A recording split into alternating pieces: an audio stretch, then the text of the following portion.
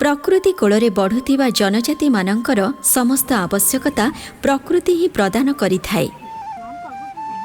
आदिवासी जनजीवନରେ मद एक प्रिय पानीय जहाँ सेमानଙ୍କ जीवनधारा सह अंगांगी भावे जड़ित।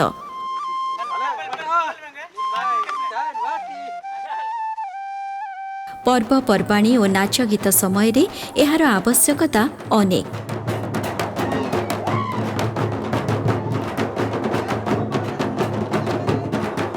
सामाजिक जीवन ठारू आरंभ करी राजनीतिक अर्थनीतिक एवं धार्मिक जीवन क्षेत्र में मदर विशेष गुरुत्व रहिथिबार देखा जाए।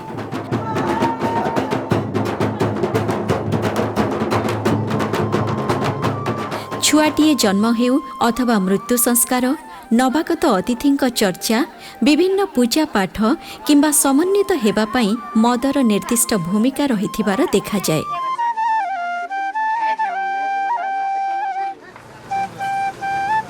कर्मक्लांत जीवन को टिकिए सरस सुंदर करने निमंते मदर प्रयोजन अनेक मात्रा रे रही थाए।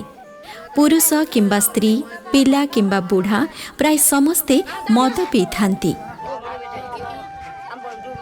एही मद सेमाने प्रकृतिजात द्रव्यरु प्रस्तुत करि थांती। सेमाने कोनोसी विदेशी मद ग्रहण करुथिबार देखा जाए नाही। केवल पारंपरिक पद्धति रे प्राकृतिक द्रव्यरु तैयारी करुथिबा निशा पानीय सेमाने ग्रहण करिथांती।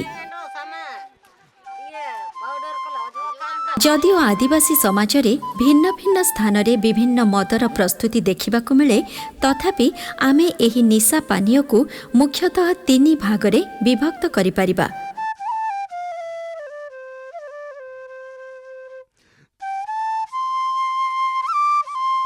प्रथमटी हेला सळप, खजुरी एवं ताल गछर रसरु प्रस्तुत मद।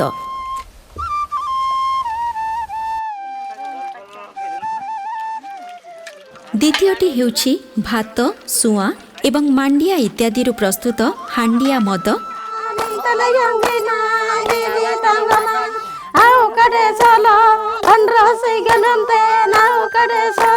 एवं तृतीय रे महुल तथा अन्यान्य फूल फलरु प्रस्तुत हेउथिबा निशा पानीय। साधारणतः ताल एवं खजुरी गछर रसरु तैयारी हेउथिबा निशा पानीय को ताड़ी कुहा जाए।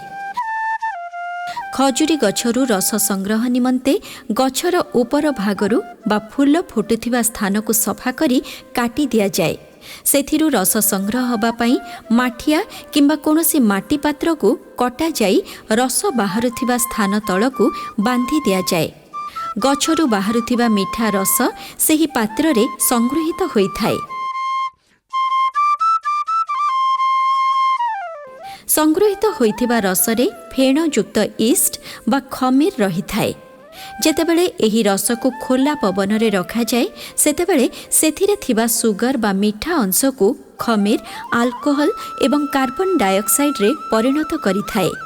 एही फर्मेंटेशन प्रक्रिया परे सेही रसरु मीठा स्वाद ह्रास पाई थाए एवं एथिरे निशा बा अल्कोहल तैयारी होई जाए। एही प्रक्रिया 12 रु 14 घंटा मध्यरे अधिक निशायुक्त होई थाए। ताजा खजुरी रस मीठा एवं निशामुक्त होई थाए, जहाकु नीरा मध्य कुहा जाए। फर्मेंटेशन प्रक्रिया परे एहा मदरे परिणत होई थाए। अधिक दिन रखिले एहा खटा होई जाए। एहा स्वास्थ्य पई हानिकारक होई पारे।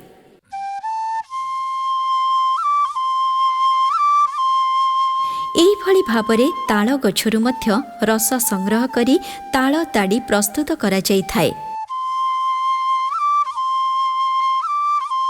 विभिन्न आदिवासी संप्रदाय रे ताल पर्व मध्य पालन करा जाई गछ को पूजा करा जाई थाए।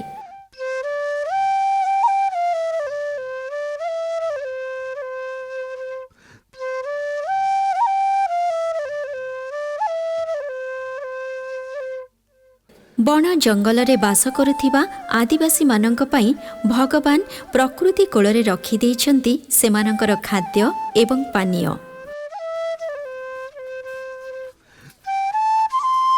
सलप गछर रस सेमानंकर एक प्रिय पानीय हेतु सेमाने सेही गछकु मध्य पूजा करिथांती। सेमानंक संप्रदाय रे जहार जेते सलप गछ अछि से सेते अधिक धनी भावरे विवेचित होइथाय।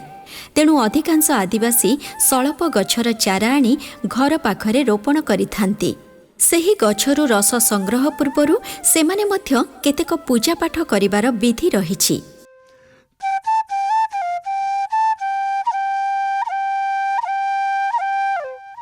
सलप रस संग्रह निमंते अति सावधानता सहकारे गछरे चढ़ी फूल बा फल होइथिबा डालकु परिष्कार करिबा परे काटी सेथिरे पात्र झुलेई दिया जाए।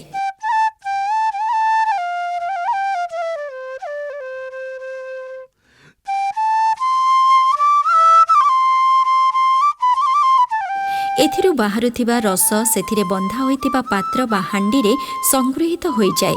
एही फेणयुक्त ईस्ट रसरे थिबा सुगर बा मिठा रसकु निशा पानीय परिवर्तन करिथाए। एही रस संग्रह करिबा परे पीले ताहा पेट एवं स्वास्थ्य पई उपकारी होइथिबा बेले अधिक समय रखिले एहा निशायुक्त एवं सामान्य खटा स्वादर होइथाए।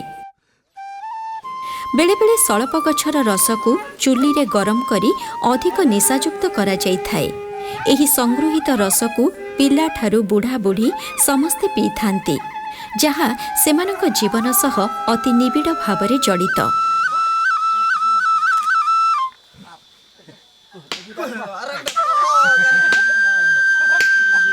प्रकृतरे देखिबाकु गले ताल खजुरी एवं सलप रसरे कौनसी रासायनिक द्रव्य मिसाई निशायुक्त करा जाए नाही।